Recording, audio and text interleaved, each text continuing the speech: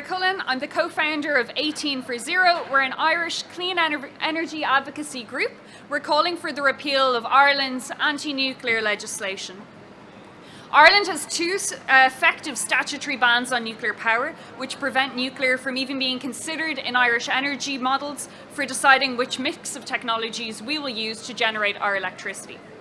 Without considering all of our options, it is impossible to know which is the optimal mix, and freezing nuclear out of the conversation therefore makes our energy policy uninformed and unscientific.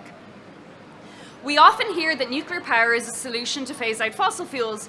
Oh, but the public just hate it and the government couldn't go for that. But funnily enough, in Ireland and in Germany too, we find out that the majority of the public don't oppose nuclear power. In particular, in Ireland, 60% of 18 to 25-year-olds say we should build a nuclear power plant, with only 20% opposed. Young people, especially in Ireland and in Germany, want solutions to climate change with a basis in science, not in rhetoric and emotion. This is a compelling reason to examine the role of nuclear energy may play in a clean energy transition with a focus on hard data. No country's people are unable to understand science, but it needs to be communicated to them, and that's why events like these are so important, where we directly address people affected by energy policy decisions. The German nuclear phase-out is ill-informed and worsens Germany's impact on climate change.